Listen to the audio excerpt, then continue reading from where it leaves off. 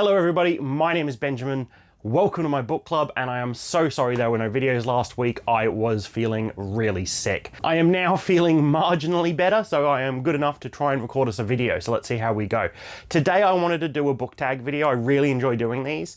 I asked in a community post which one I should do, and I was pointed to the Would You Rather Impossible Edition tag by a channel I've watched before, Nerdy Cathy, who if you haven't seen, you should go check out. She has some good book stuff, but she also has some amazing gardening things, some movie things. You should really go check that channel out.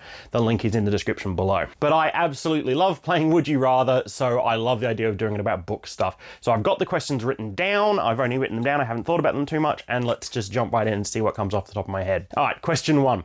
Would you rather only be able to reread your favorite book once every 10 years, or be forced to reread your least favorite book yearly? This is pretty easy for me. I basically never do rereads. There's a few I need to get to, but the only books I can think of that I've reread are some of the Ian M. Banks culture books, and maybe a couple Warhammer books. I feel like rereading my favorite book every 10 years is almost a challenge in amongst itself, so I'm definitely going to pick that one. I don't want to have to reread my least favorite book every year. I don't even know what my least favorite book is off the top of my head, but I'm sure I'd hate reading it every year. Next, would you rather be forced to get rid of every book by your favorite author, or only be able to keep the books of your favorite author and get rid of the rest of your library? Again, I think this is a pretty easy question, but it does highlight the point that I don't know who my favorite author is anymore.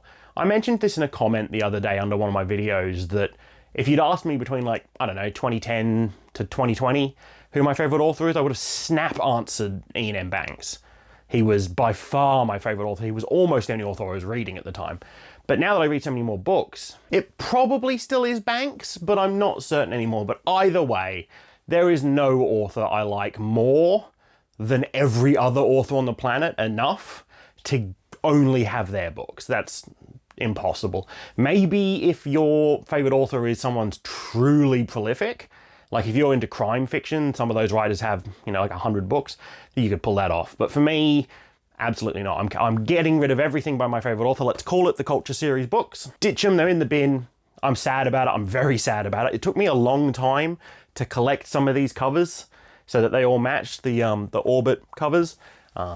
Especially Accession, I bought like 5 used copies online before I finally got the copy that I want, but happily get rid of them if it means I get to keep the rest of the library. Next, would you rather only be able to read short books where short means less than 300 pages, or only be able to read long books where long is over 700 pages? This is a brutal question, mainly because it cuts out my favorite length of book, which is like the 350 to 400 page novels. Look, I love a short book, like 250 pages is great. I love novellas. See, I love short story collections though, but they're normally around the 400 to 500 pages as well. Long books I struggle with, but if they're the only books I can read, then that's probably worth it. Let me have a quick look at the shelf. Oh, this is awful. I don't like either of these choices. I think 700 pages. Not a lot of books are 700 pages. It basically restricts me down to like just fantasy. In the sci-fi space, we're looking at, what, Peter Hamilton, Alistair Reynolds. Who else does big sci-fi books? I might have to pick short just because it might leave me more horror and sci-fi and still get some of the fantasy stuff, but I'm going to be real miserable. I'm going to pick short, but I'm really sad about it. All right, up next, would you rather your favorite series get a bad TV or movie adaptation, or never get an adaptation? Again, off the top of my head, I can't say what my favorite series is. Might still be the Culture Series. Might be Red Rising, really enjoying that. Might have been Mistborn, really enjoyed that. Three Body Problem, which got a good adaptation. Or the Neuromancer series. Look, either way, I think I'd rather get a bad adaptation, because a bad adaptation doesn't do anything to the books. If you make a bad Neuromancer adaptation, the books still rock. So, there'll be some enjoyment to get out of it. There'll be some interesting ways they take things. And then you just get to complain about it online, and people love complaining about it online. So yeah, I'm going to go with bad adaptation. I really thought I was going to go the other way with that, but I talked myself into it. All right, up next, would you rather an unfinished series you're reading get a bad ending or be left unfinished? I tend to stay away from series until they're finished. There are a couple that I'm reading right now that aren't finished though. The Red Rising series, and I'm starting the Sun Eater series soon, hopefully in collaboration with my friend Digger Dan. Ooh.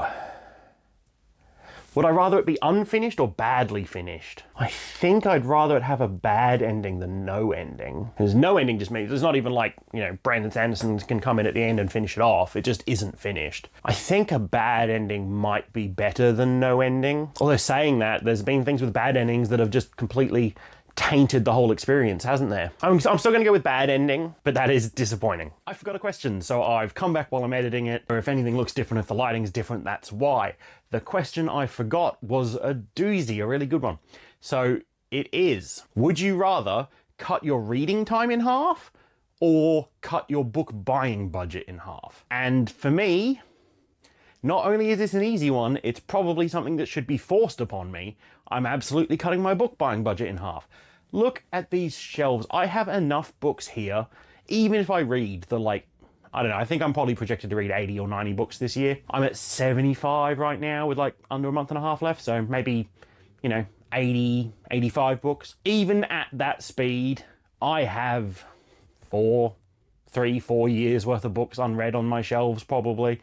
I've never really counted it up, but I am certain that even if I just stopped buying books, I would be fine for a while. So as much as buying books makes me happy and brings me joy, I'm not going to cut my reading time in half. I really want that. So I'm cutting my budget in half. Or, well, I should. I probably won't, but I should. All right, up next, would you rather only be allowed to listen to audiobooks on 3 times speed or only be allowed to listen to audiobooks on 0.5 speed, so on half speed? Half speed audiobooks are dreadfully slow, but 3 times audiobooks are going to be almost impossible.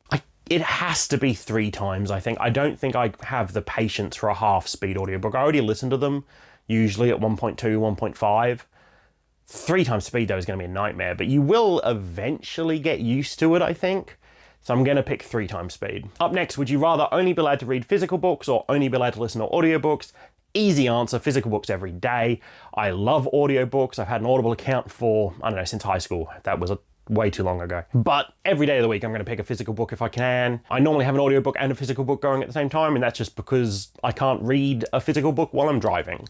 If I could, I probably would. I love audiobooks, but a physical book, the tactile feeling of having a book in my hand, turning the pages, seeing the physical representation of how far through a book I am, it just can't be beat for me, so it has to be physical books. Up next, would you rather be stuck reading a mix of 3 and 4 star books or a mix of 1 and 5 star books? Oh, it has to be 3 and 4 star books, I think. 3 and 4 star books are still good, right? Like, they're good to great. It does mean that you'd never read the best books of all time. You'd never be able to read books that would be your favorite book. But also, if you can guarantee that the worst a book you read can be is 3 stars, that's pretty good.